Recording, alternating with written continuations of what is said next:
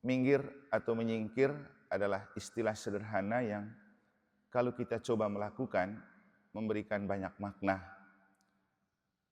Itulah yang dapat kita maknai dari cerita Injil pada hari ini. Romo, frater, suster, Bapak Ibu, saudara-saudari, adik-adik dan anak-anak sekalian yang saya kasih dalam Tuhan. Kalau kita sedang dalam perjalanan, mungkin kita kebelet, mungkin kita lelah, mungkin kita Tuhan bersamamu dan bersama rohmu. Inilah Injil suci menurut Matius. Dimuliakanlah Tuhan. Ketika mendengar bahwa Yohanes Pembaptis ditangkap, Yesus menyingkir ke Galilea. Ia meninggalkan Nazaret dan diam di Kapernaum di tepi danau di daerah Zebulon dan Naftali. Supaya genaplah firman yang disampaikan oleh Nabi Yesaya. Tanah Zebulon dan tanah Naftali, jalan ke laut, daerah seberang sungai Yordan, Galilea, wilayah-wilayah bangsa lain, bangsa yang diam dalam kegelapan telah melihat terang yang besar, dan bagi mereka yang diam di negeri yang dinaungi maut telah terbit terang.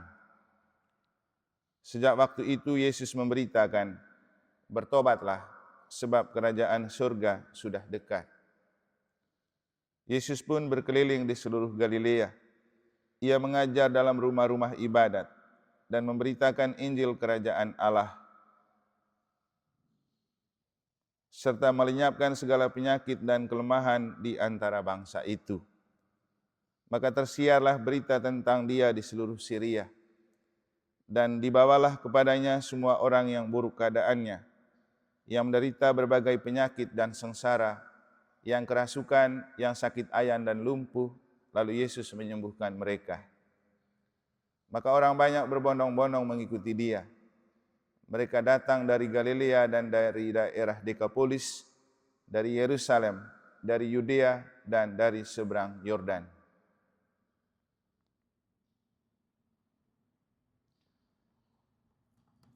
Demikianlah sabda Tuhan, terpujilah Kristus.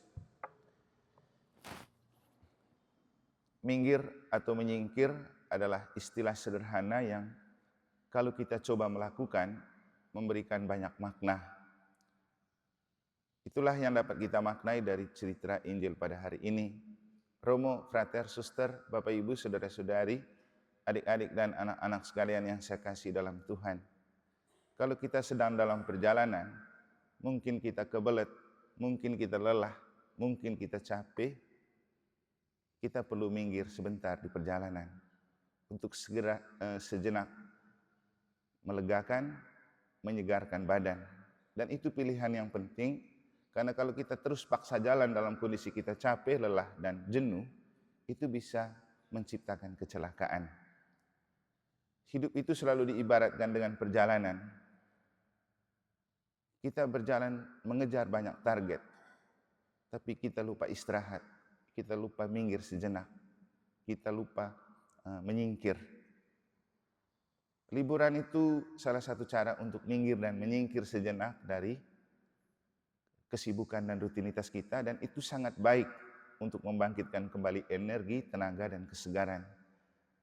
Makanya kenapa orang-orang Eropa itu kalau libur mereka jalan-jalan, dan waktu untuk libur dan bekerja itu hampir berimbang. Saya masih ingat waktu saya masih di Sumbawa, orang yang kerja di tambang Newmont itu mereka biasanya 5 hari kerja, 3 atau 4 hari off. Supaya apa? Kerja maksimal dan kerjanya dengan kesegaran baru. Nah, kadang kita mukut 1 hari lembur, setelah itu tidak ada waktu istirahat. Makanya tidak efektif kerjanya, karena terlalu mukut. Juga pekerjaan yang tidak jeda itu biasanya cepat membuat kita lelah dan capek. Nah, Bapak Ibu, di mana kita minggir dalam kehidupan? Ketika kita sibuk dengan rutinitas, kesibukan yang biasa kita lakukan setiap hari, maka sejenak ikut misa harian itu cara kita minggir dan menyingkir dari kesibukan untuk menimba energi baru, kesegaran baru. Datang doa sendiri di gereja itu cara kita menyingkir. Mungkin kita sering lalu lalang di jalan sana, tapi tunggu hari Minggu baru kita datang karena itu kewajiban. Coba menyingkir sejenak, datang berdoa sendiri. Itu penting untuk membangkitkan energi dan kesegaran baru dalam kerja supaya lebih efektif dan efisien. Saya itu mencurigai prinsip hebatnya NTB, yang salah satunya itu efisien dan efektif. Kenapa? Ya, orang tidak memperhatikan hal ini. Orang sering berlibur ke puncak, ke pantai. Itu baik dari segi kesegaran jasmani. Tapi hidup itu dikendalikan oleh roh, kerohanian. Maka di mana kita tempat untuk menyingkir sejenak, membangkitkan kembali energi rohani. Kita para imam 1 kali 1 tahun retret, rekoleksi. Nah, kita yang umat biasa ini kapan Bapak Ibu? Kapan kita minggir sejenak untuk sekedar membangkitkan kembali energi rohani di dalam diri kita? Ya, ikut misa harian itu bagus. Tapi juga ikut rekoleksi juga bagus. Jangan menganggap remeh hal-hal itu, karena itu adalah saat-saat kita minggir sejenak untuk kita memulihkan kembali kekuatan kita. Kemarin saya pergi nge-gym. Karena sudah lama tidak pernah nge-gym, maka coba treadmill. Ternyata beda kekuatan yang diperoleh. Begitu saya mulai treadmill berapa menit, cepat ngos-ngosan. Cek detak jantung sudah agak tinggi. Lalu minggir sejenak, berhenti. Untuk mengatur kembali irama, memulihkan kembali kesegaran, baru bisa melanjutkan. Karena kalau paksa lanjut bisa jadi jatuh. Hidup itu seperti itu. Dan waktu minggir sejenak itu ternyata saat itu kita bisa ngobrol dengan teman-teman yang kita tidak kenal, bisa berbicara asik, dan bisa berbagi pengalaman.